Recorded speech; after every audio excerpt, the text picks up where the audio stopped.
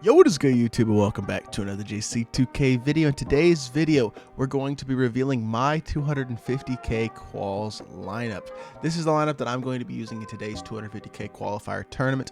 I will not be streaming the tournament, but I may record the tournament and post parts of it on YouTube potentially, like potential videos or potential games that I do play in the 250k tournament, depending on how it goes, things of that nature. I am planning to record it and then potentially post it on YouTube, or parts of it on YouTube, depending on how it goes.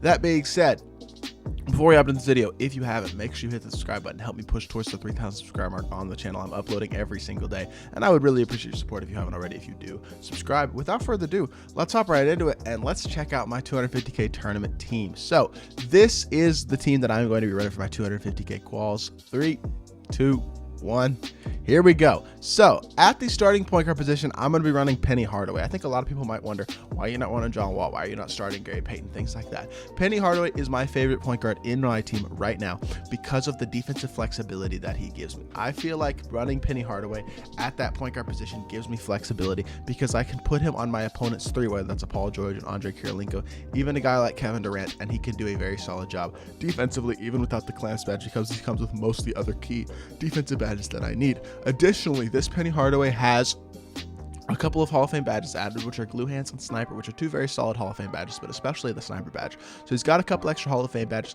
that help him out additionally. Also gave him Intimidator and Post Lockdown to help him out defensively, and then Deadeye to help him as a spot-up shooter. He doesn't have to do a ton for my offense.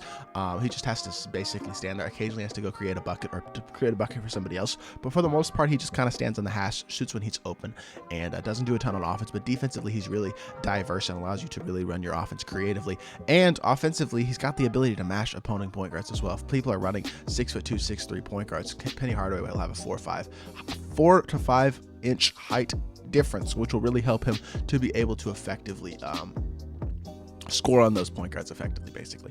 At the shooting guard position, I'm running Klay Thompson. I think Klay Thompson is the best shooting guard in the game. I think a lot of people would agree with me on that. And this Klay Thompson is stupid souped. He's got Hall of Fame Quick Chain, Interceptor, Downhill, Menace, Deadeye, Hall of Fame Mismatch Expert. He's got a lot of really good Hall of Fame badges. Clamps, Interceptor, Quick Chain, Downhill, Deadeye, Menace, and Mismatch Expert, like 6 really good Hall of Fame badges that are added to this Klay Thompson card. He's also fully badged out. Every player on my team is fully badged out and has a shoe. But this Klay Thompson runs my offense. He's my primary ball handler. I think he's one of the best primary ball handlers in the game right now. Has nice dribble sig, an amazing jump shot. He's an elite defender as well. I think he is the best shooting guard in my team, and I absolutely love having this Klay Thompson in my lineup. At the 3, I have Paul George. Paul George, really good card. He's a great lock. He can shoot the ball at a high level. He can create his own shot just a bit if he needs to late in possessions. I just think he's a really nice all-around card. Again, fully badged out. Has a couple extra Hall of Fame badges, including Interceptor, Fearless Finisher, and Pogo Stick. He's got 3 nice extra Hall of Fame badges right there, which is really valuable. And then I added a couple of gold badges to him as well. He came with special delivery. That's probably not a badge I would add on him, but I did give him Rebound Chaser, Post Lockdown, and Rim Protector, just so he has a little bit more paint defense and rebounding ability. At the 4, we got Giannis. I think Giannis is arguably the best card in my team right now. And here's the thing about this Giannis. This is one of, if not the most soup Giannis's I have seen on this game. He has 19 total Hall of Fame badges, including badges that are added like Clamps, Lob City Finisher, Rebound Chaser, Post Lockdown, Worm, I guess Fade Ace, Rise Up, Pro Touch, Set Shooter, Bullet Passer on Hall of Fame, Ankle Braces on Hall of Fame, comes with Blinders and Deadeye on Hall of Fame as well. Also Gold Limitless, Gold Sniper. He is so souped. This is one of the best Giannis's that I've seen on the auction house, or just in general all year. I think he's incredibly souped. Has like 19 Hall of Fame badges, like I said. Just an incredible card. Wanted to make sure I had some of the most souped cards in the game on my squad to give myself the best chance possible to qualify, and this Giannis is that. He is absolutely incredible. D-Rob, same thing. Doesn't have quite as many Hall of Fame badges, but he does have about 11 Hall of Fame badges. A couple of them added are like Hot Zone Hunter, Ankle Braces, Catch and Shoot, Pogo Stick, I believe, and then maybe Post Lockdown or Rim Protector. I don't know if he came with those. I forget. But he's got a few Hall of Fame badges added to him to help him out additionally. Again, also has a shoe, has all the gold badges added to him that he needs, like Limitless, Quick First Step, Bailout, Sniper, and Bullet Pass. So just a really nice all-around card. I think he's the best center in the game, especially when you get him with a couple extra Hall of Fame badges. Off the bench, we got Gary Payton. No extra Hall of Fame badges on him. That being said, he's an elite defender. I did badge him out with the gold badges that he needs.